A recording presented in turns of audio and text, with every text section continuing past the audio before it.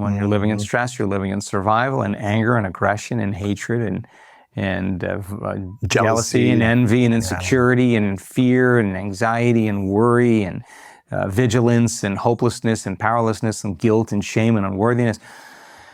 Entitlement, importance, control, competition, they're all derived really and driven by these hormones of stress. And so turns out that it's really hard to stop feeling those emotions because they're like an addiction. The arousal that's created from living in that emergency state consumes an enormous amount of the body's energy for some threat or some danger in the outer environment.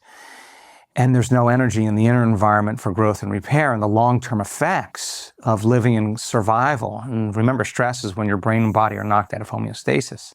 It's knocked out of balance. So the long-term effects of living in that chronic state of stress, the body's constantly in imbalance, and that imbalance becomes a new balance. Now the person's headed for disease because no organism can live in survival or emergency for an extended period of time. It'll consume all its energy. There's no vital force for growth and repair, for long-term building projects.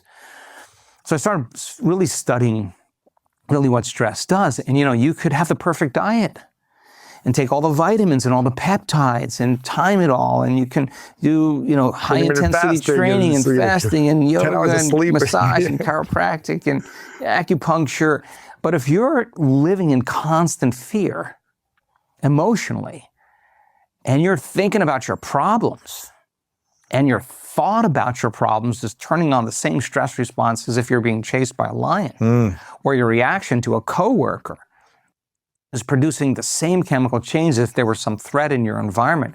What was once very adaptive becomes very maladaptive, because turning on that stress response and never giving the body a chance to turn it off, to bring it back into balance, is disease. So I discovered that people get addicted to the rush of these chemicals, and they use the problems and conditions in their life to reaffirm their addiction to that emotion. And on some level, they become addicted to the life they don't even like. And that's why it's really hard to change. Because when you break an addiction, you go through cravings.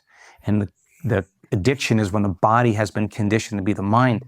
And it's looking for its familiar chemistry, for an arousal that takes away the whatever it is the person's feeling in terms of emptiness or whatever. So I got fascinated because if you can turn on the stress response just by thought alone, and the long-term effects downregulate genes and create disease, then our thoughts can make us sick.